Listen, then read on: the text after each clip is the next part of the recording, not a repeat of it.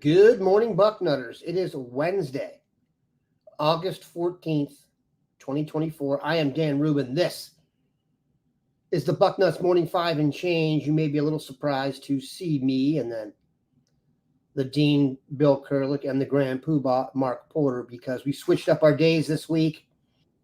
Dave will have you tomorrow, whereas I will be taking my eldest child back to college.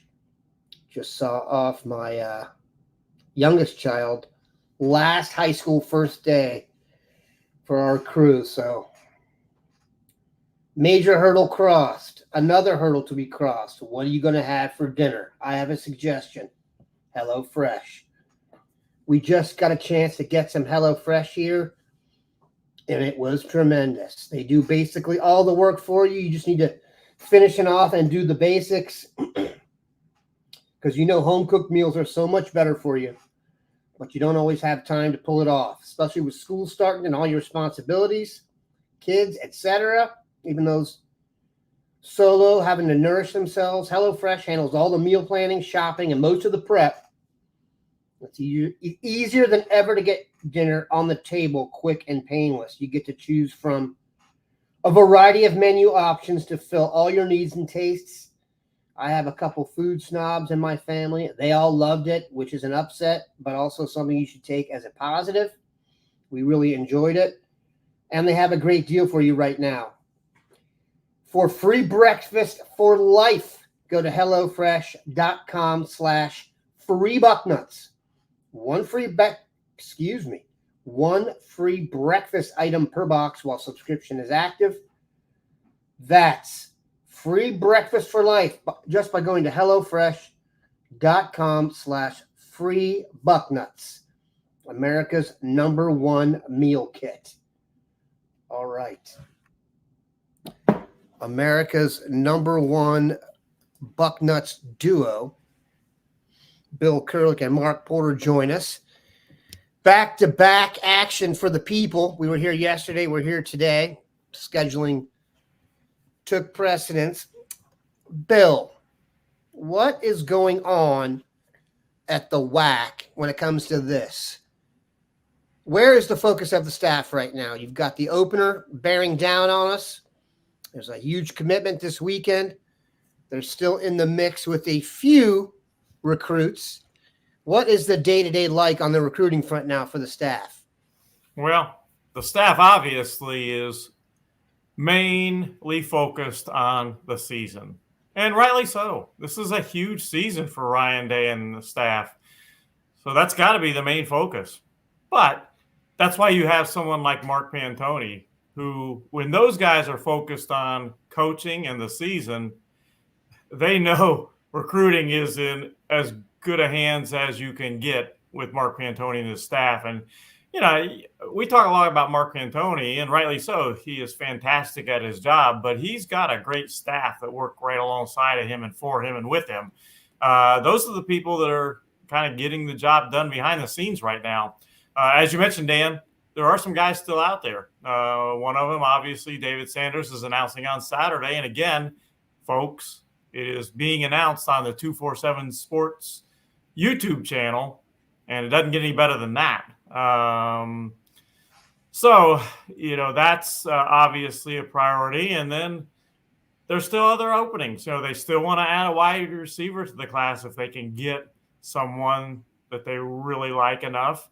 They still want to add a running back. Actually, I was doing my chat before this, and somebody asked me, is the goal still to add a running back? And yes, it is. Carlos Lachlan wants to add a third running back to the class.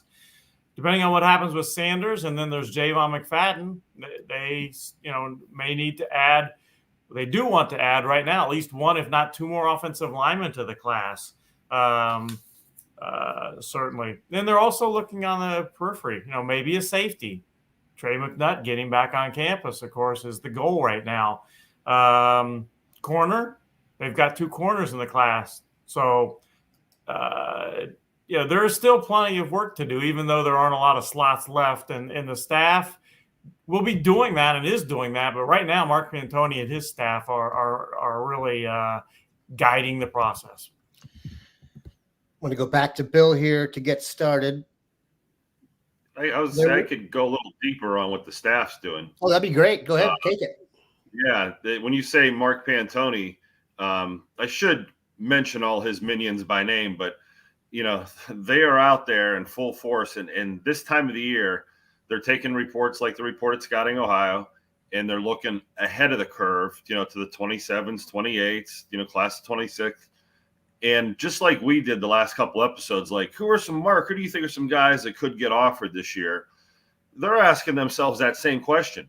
Guys, who are the hot guys in Ohio that, we thought were close, that we just need more research on?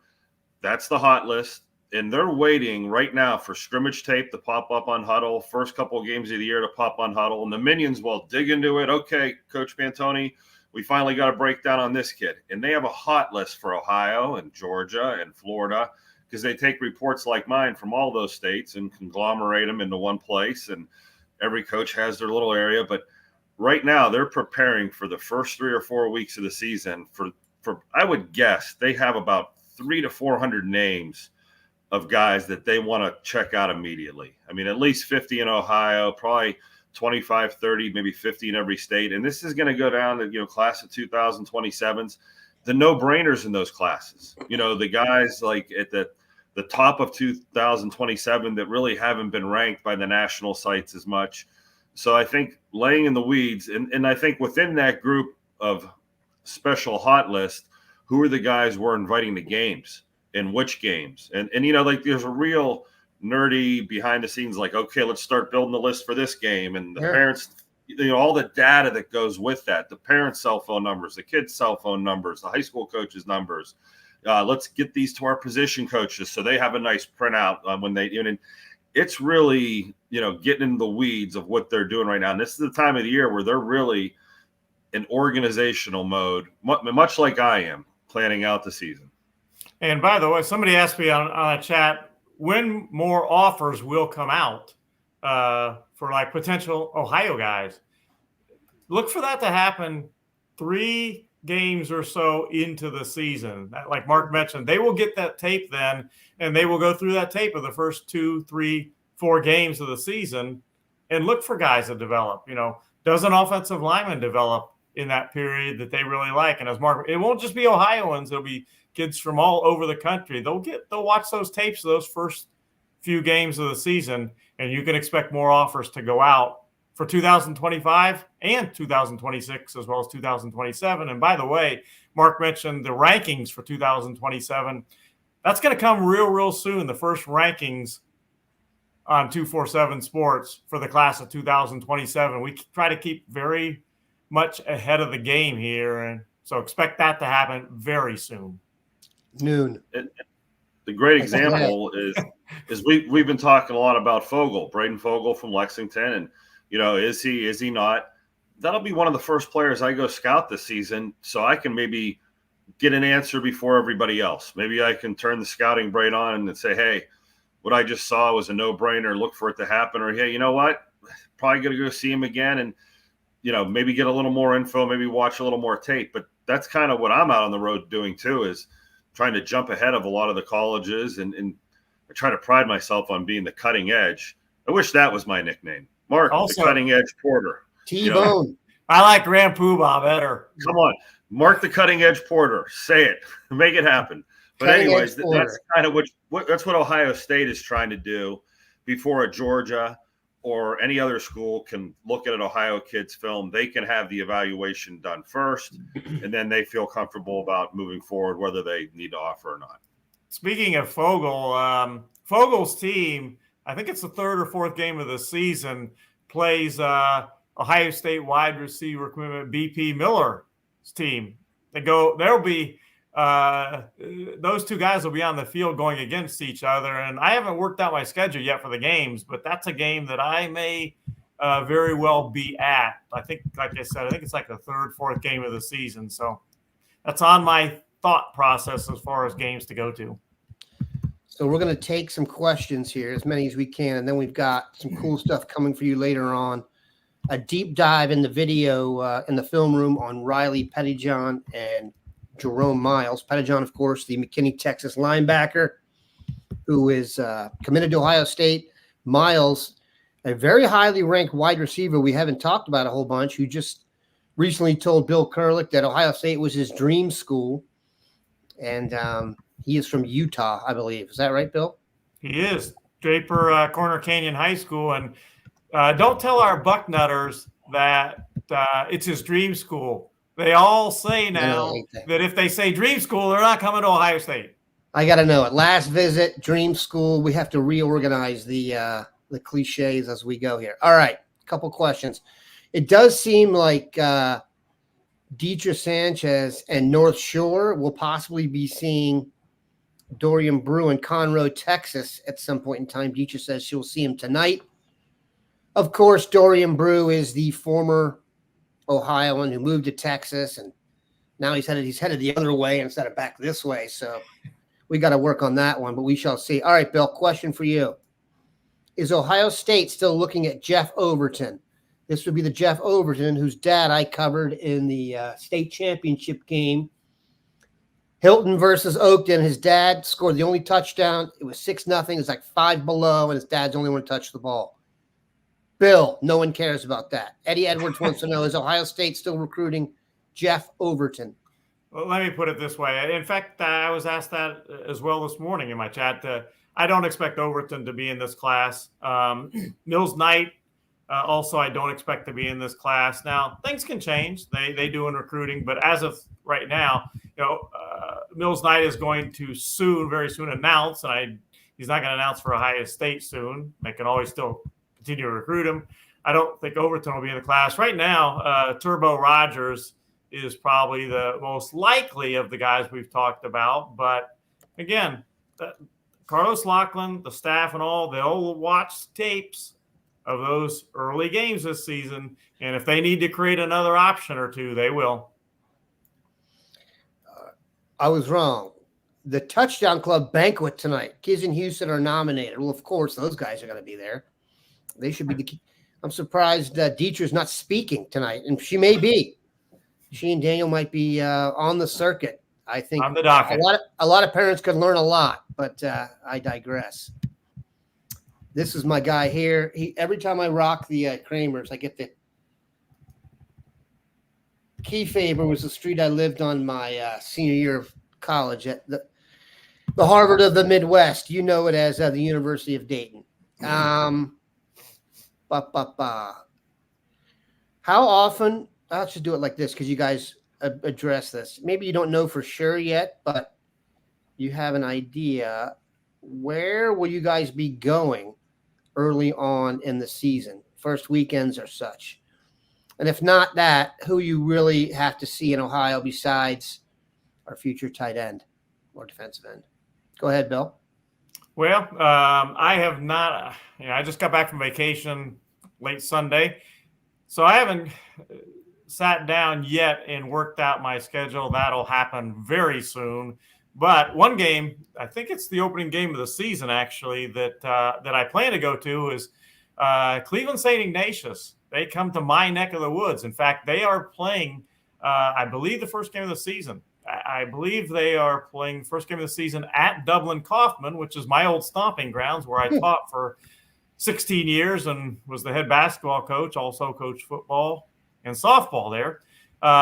So that'll be an opportunity for me to drive 15 minutes to see Cleveland St. Ignatius against Dublin Kaufman. So that'll give me Cody Haddad. I'll be able to see him. Will Conroy, of course, plays for St. Ignatius. So that'll probably be the first game I get to this season. But again, I haven't worked out the schedule yet. I mentioned the Fogel versus BP Miller game. That's another one. And basically what I try to do is I try to see as many or all of the Ohio State commitments as well as targets, guys they've offered in person as I can. Now, will I be able to get to all of them? Of course not, because so many of these guys are from all over the country. But within driving distance, I try to get to as many games and see as many high state related commitments offers as I possibly can. Mark, your thoughts? I saw you scanning your computer there. I hope that was the schedule. I kind of, I try to go against the grain a little bit. So maybe I won't see Fogel the same night Bill does. Maybe I'll try to see him earlier in the year. But in 2025, I don't need to see a lot of those guys because I've seen them the last couple of years. But the I don't know, the one I want to see is Tavian St. Clair. I want to watch him again now that he's the number one player in the country. That's just a fun night to go see a player like that. But I'm looking at the 2026 list. The players I need to see right away is I want to see Jacob Clapper at St. X. I want to see Adam Guthrie down at Miami Trace. That's a player that we need to kind of do that early homework on, and I can guarantee he's on Ohio State's short list. Jaden Ricketts at Watkins, I haven't seen him play live in person. I've seen him at Ohio State's camp twice, and I just never synced up with Watkins last year. That kind of made me mad. Justin Hodge up at Menor, one of the better receivers in the class. I hope to go up there and see him.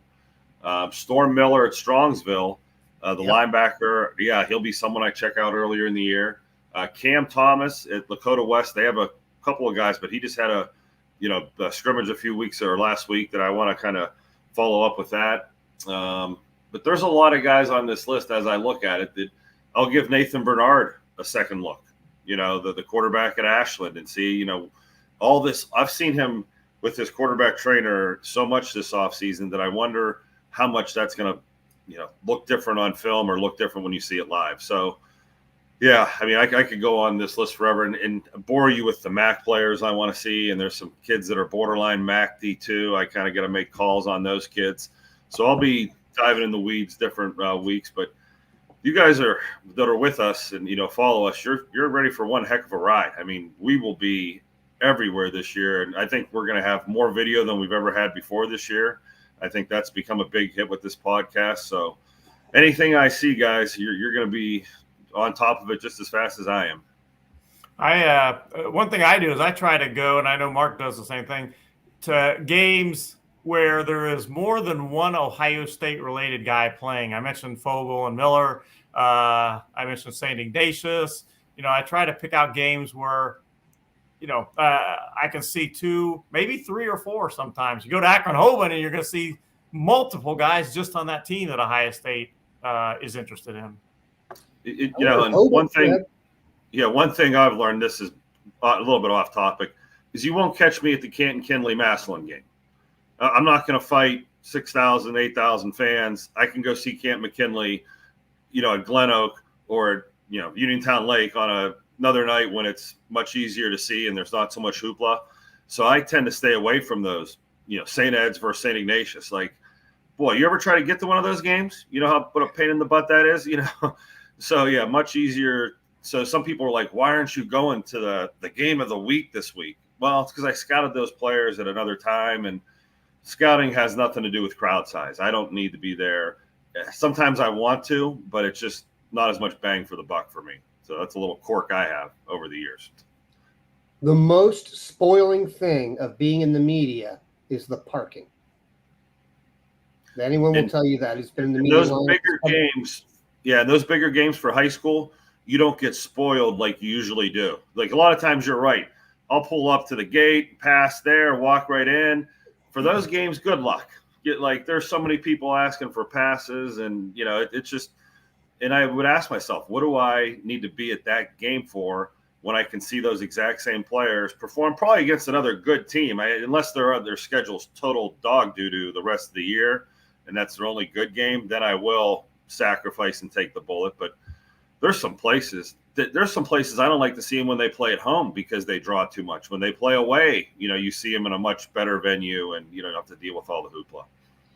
This is a crazy digression. Then I'm going to hit this comment from Eric Carrot and then read an ad. So you got a lot to look forward to in the next few minutes. But I went to a Coldwater game against they were playing some team from Indiana. This was a few years ago. And you know how they do that raffle at the game where you give $1 and you can win $1 kind of thing? That at an Oakwood game here in town, it's like $400 or $500. Do you know how much the giveaway was at Coldwater that night?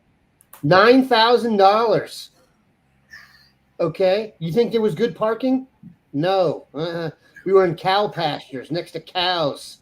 So we do football right here. Erica Carr, of course, has two sons on the football team that are a huge part of Ohio State's future. Maybe really soon, by the way, and that is the Armstrong brothers, who we've talked about a ton.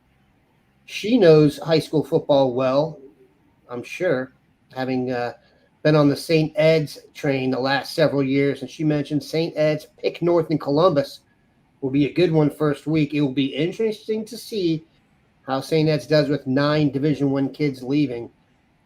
I'll say this. I'm not sure I've ever seen an offensive line as big as the one St. Ed's just had. I mean, that's like you give out the Joe Moore Award in college every year to the best offensive line. If they gave it out nationally, the boys from St. Ed would have been in the mix. So I digress a little bit there, but I want to tell you guys also now about Gooder sunglasses. I had a staffer, not on this call, request for me to go back and try and get more free glasses from the company. That's how good they are. They're $25. And I was thinking about this. Do you wear contact lenses and wear sunglasses? You go to a Buckeyes game, noon kickoff. By 6 p.m., 7 p.m., when the sun starts to go down, you are losing your glasses. Very likely, if they're prescription and you've had a couple adult beverages in the tailgate, the Gooders, man, $25. If you do lose them, you have another pair there for $25. They are in great shape, though. I can tell you that. Great names. I rock the Call Me Tarmac Daddies. So when I get on Bucknuts 1 and head out to Eugene, I'm trying to speak that into existence. I don't think I have a spot on the plane, but I'm trying very hard. You'll hear me. The closer we get to Ohio State at Oregon, you'll hear me trying to talk through the internet to Mr. Bucknuts and get myself a spot on Bucknuts 1. Yeah, but these are stylish sunglasses, $25 a pair, no slip, no bounce, all polarized, all fun. If you want to support the show and try a pair, Gooder is giving Bucknuts listeners free shipping. You can go to gooder.com/Bucknuts and use code Bucknuts for free shipping. Gooder offers a 30-day money-back guarantee and 100% satisfaction. Again, that's Gooder. GOODR.com/Bucknuts and use code Bucknuts for free shipping. All right, I appreciate you guys handling that. Look at that. Come on, man. If there's ever been a better family supporting this show, I don't know who it is. Isn't Coldwater D5? Mark, you would know that better than me. Yeah, I believe they are. And if they were D6, it wouldn't shock me, but I think they're D5. All I know is those MAC schools have teams in like 3 or 4 different conferences. They go 500 in the league, and then the team that finishes 4th wins the state championship in 7. 3rd place takes 6. Someone takes 5. Pound for pound, and I've been to a lot of places, that might be the best football play that I've seen, pound for pound. I mean, pound for pound. Yeah, that's the best way to answer that question. I wish I had the stats on the state championships or whatever, but they go into the state championships and just rock teams from the other side of the state. The brand of football that is played in that MAC is awesome. Just the cliff notes on it, I don't think there's any little league soccer. I think all the kids play youth football. They really don't transfer towns. They stay with their group. It's really a loyal, Americana, don't touch it, put it in a bubble, and let's not screw it up. And I hope it's like that in 20 or 30 years. And the names will all still be the same. If you start to follow the names there, brothers, cousins, uncles, and then everybody goes to mixed sobers afterwards. So one of my favorite nights is I will cover the MAC, and I'll try to get to a couple of those games in a night. And when they're staggered, the drive from town to town on a football night like that, it's kind of surreal. You see the lights from like 10, 15 miles away lit up as you're driving through the cornfields to get there. And then as you leave that game and you start, the next town is only 10, 15 miles away, and you can see the lights in that town. People. I mean, yeah, I really wish people could on a Friday night get the feel that I get sometimes of, wow, this is, such a small town. John Cougar Mellencamp's like playing in my ears or something, or, it's like really, yeah. Look, if you ever want to be jealous of us, and I know that's not a common occurrence among the Bucknutters, getting to stand on the sideline on Friday night when the anthem's going, man, is like put something in your body, it's the best thing you can ever do. That's the reason dude, look at us. We're grown men still covering high school football. There's got to be something there that's good. I always love when this happened a lot. I think it was last season. The kids run onto the field and they've got a big American flag with one of the players running across, holding that American flag, waving, and the band playing. There's no feeling like that, really. No, people talk about Americana, and there's a lot of, I don't want to get into all that, but it's incredible. I feel very lucky every time we get to go do it. And it's a real treat. All right. I fixed it, dude. There we go. I agree with that. We just got sidetracked. The Mighty Mac, pound for pound, the best. All right. Oh, that's terrible. Coldwater had a senior get in a serious e-bike accident. Keep them in your prayers. We do. E-bikes, I assume that means scooters. I said to my wife yesterday on our walk, nobody pedals anymore. Nobody pedals anymore. Okay? I noticed that yesterday. No more peddlers. So I pedal. And this weekend, I rode my bike to Lake Erie from Youngstown. It was like a 43-mile ride. And nothing pisses me off more than when I'm busting my you-know-what, and I get zipped by an old couple that's got those e-bikes floored, and they're going like 25 miles an hour. And I'm like, that just doesn't seem right. Those things hum. Like when they go by you, or you're going up a hill and they go shooting by you, they got a little more juice than an e-bike. Listen. I don't. Yeah, in my day, Bill and I will be up here complaining about walking backwards to school in the snow with no shoes on. All right, Mark, can you please retrieve your film of Riley Pettijohn? We're a little bit, I wouldn't say tardy in getting this up. I had it. I was just saving it for a special day. Hey, that's not cool. Do not talk about the swivel. You don't want to know what we call it here in the swivel. We may call it the slow white boy league. I can say that because both of my sons have taken some hardware from that league, but I digress. All right, Riley Pettijohn, middle linebacker, actually 3-4 middle linebacker from McKinney, Texas. When he comes up on stage here, note to self, he does not play for Michigan. McKinney, Texas looks a lot like Michigan, okay? In fact, when I was choosing pictures for his slide, I thought to myself, I can't choose pictures when he was on a visit or wearing Michigan gear. And then I looked back at the pictures, and it's not Michigan gear. It's McKinney, Texas. So we are good on that, Mark. No video up there? No, I think I just popped it up now. Okay. Here's what we've done a review of Pettijohn, and I wanted to get this out here. Remember this when you're getting excited about him. He just turned 17, literally. There are kids in the 26 class that are older than him. Mark, take it away. Yeah, as this fires up here, so athletic before we get in this, from what I'm remembering, he's almost like a safety. So you're going to see a real twitchy guy that makes plays everywhere. Yeah, he runs by blocks. I don't think these linemen have the ability to get up to him. He's what I would call slippery with those linemen, where he kind of slides by him. He doesn't take, he just slid right by that guy. The guy didn't even get his hands on him. But his speed is the overall trait here that you're buying. He's going to have to come in and add some weight. You can see him there. He'll strike you and put his head down. Boy, like you said, for a young guy in Texas to be rated this highly, the word upside is just screaming. And look at the closing speed. That's a little like 5'6" scat back trying to burst away. And, yeah, he hawked him down from behind. So his movement skills are special. He comes in. And then in the Jim Knowles defense, where you have guys like this that can line up anywhere, boy, he's got some. He reminds me of a faster C.J. Hicks, maybe that suddenness there where he breaks down and explodes out of it.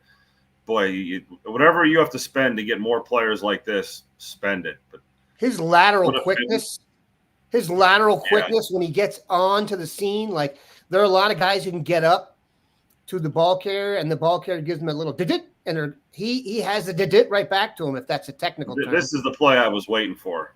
Like, really? Like the scat back breaks away and you got your middle linebacker running him down. So he's got some stuff. Yeah. But this was, I know when we talked about he was offered or committed, like we said, it was a younger player and there wasn't a lot of hoopla down there. But There will be. Yeah. Also, keep in mind, I believe, he started as a sophomore at McKinney, Texas, which in and of itself is impressive.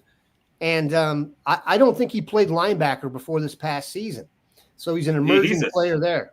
Yeah. If my eyes don't deceive me, he's a safety. Like if he was playing safety for any other team in the country, yeah. But because of his size and his potential to grow, it's a linebacker fit. He's one of my favorite guys. I think he might be the most underrated guy in the class in terms of, if we're sitting here projecting guys 5 years out, if you told me he was I would accept almost anything, because I just have a ton of respect for him, for his game. Bill, the recruitment was pretty smooth. He wasn't, we didn't talk about him as much as some of the other guys, and then it kind of just went really nicely. Can you take us back a little bit on that and what they liked about him that maybe we didn't touch on? Yeah, part of the reason we didn't talk about him as much is that there was kind of the feeling that he was not going to come to Ohio State. And it wasn't because Ohio State was not all in, or Ohio State, I can tell you, absolutely loves Riley Pettijohn. I'm not going to say he was the number one target on the entire board, but I'll tell you what, he was one of their top of the board type guys. They really wanted him, and they did a great job. Getting him was absolutely huge for James Laurinaitis and the staff. I mean, he was a top target. And a couple fun facts about him. His mom was born in Birmingham, Alabama. So he's got that Alabama background.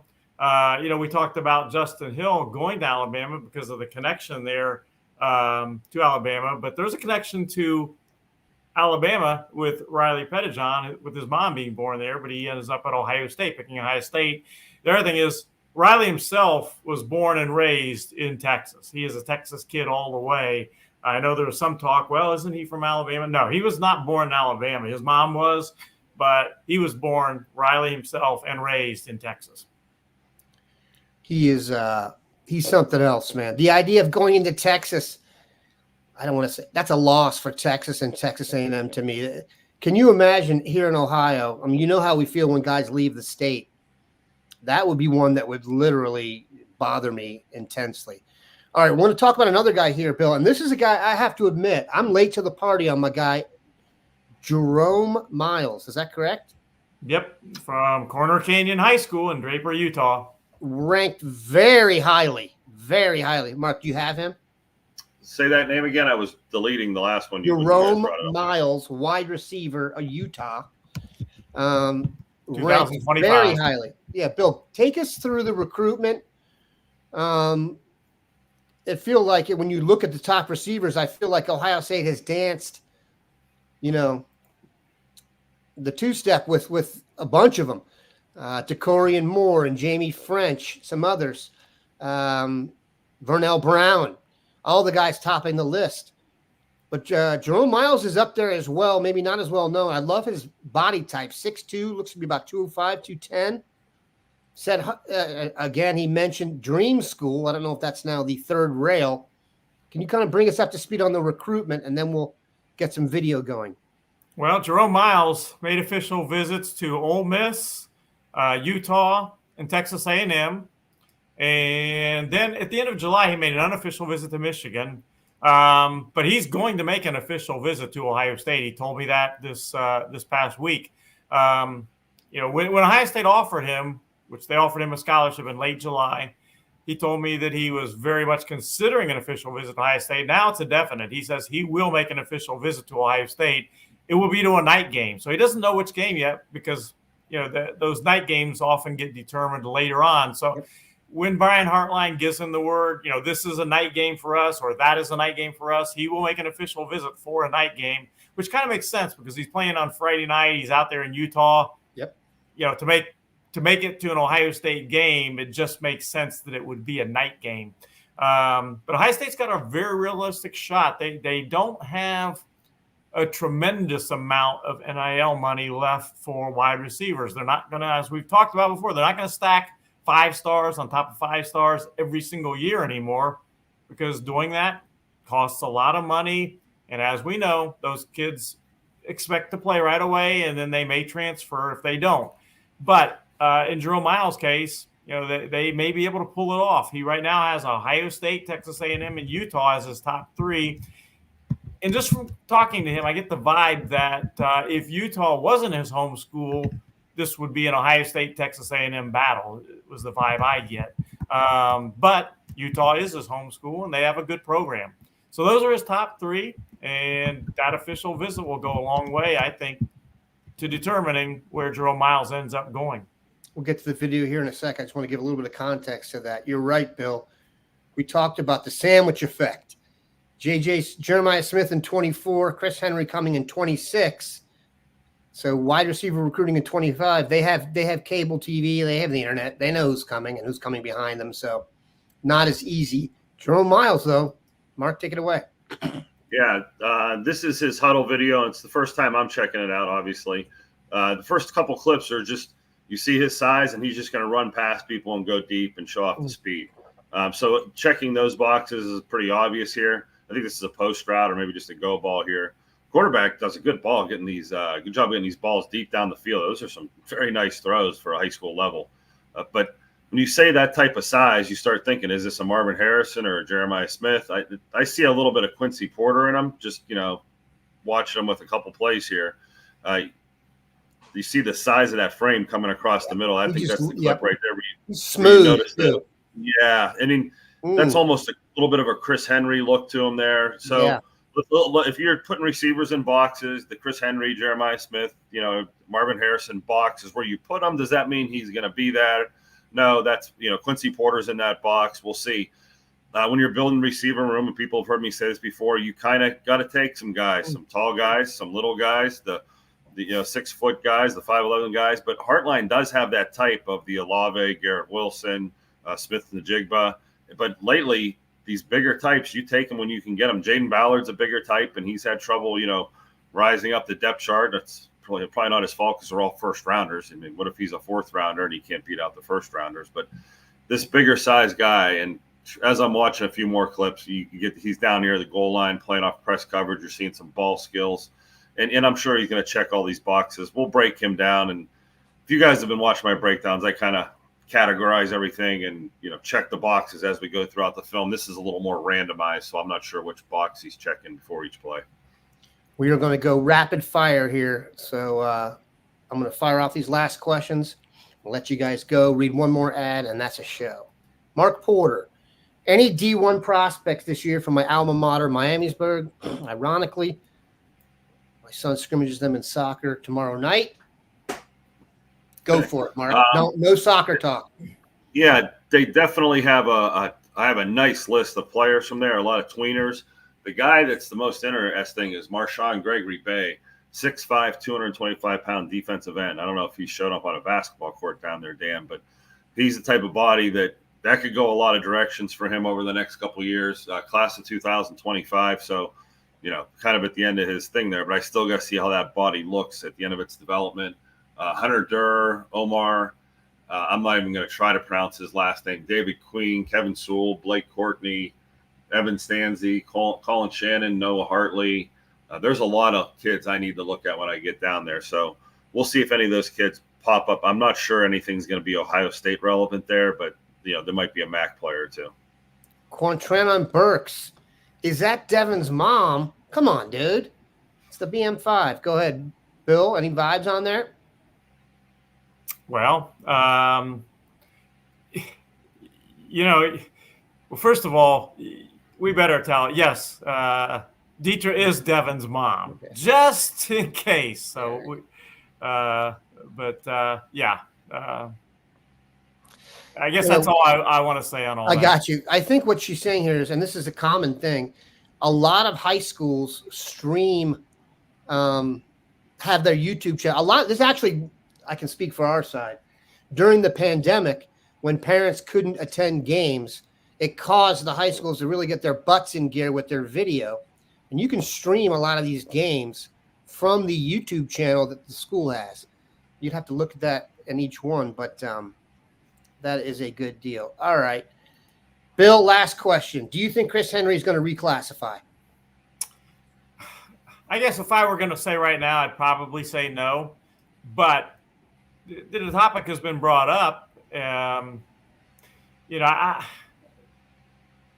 With reclassifying, especially when you're reclassifying, sure, it would be great to be one class away from Jeremiah Smith and even more likely to have those guys on the field at the same time. In fact, for a couple of years, perhaps. But from what he's told me, while that's been brought up, it hasn't been seriously broached to this point.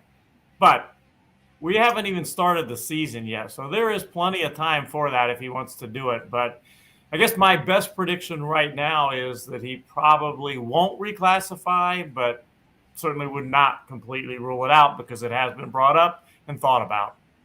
Listen, he's playing good football out there. Modern day is basically like going to college football anyway. So another year there, getting him prepped, get that sandwich effect going for the Ohio State wide receiver room, and we should be in good shape.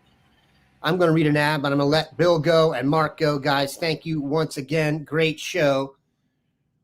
Pat Murphy's favorite, though, to finish, and you know what that is, joy mode. I think I speak for most men when I say we want to have better sex, and for the sake of our partner, we may need to have better sex.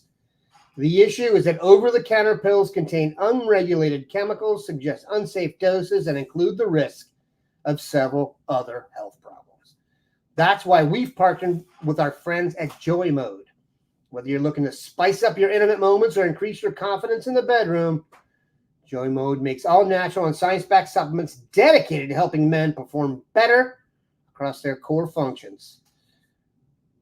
Go to usejoymode.com/Bucknuts and get 20% off with the code Bucknuts at checkout. That's 20% off and free shipping with the code Bucknuts at usejoymode.com/Bucknuts. Great sex solved naturally. What a way to finish. Have a good one, Bucknutters. If you are still listening now, give yourself a pat on the back.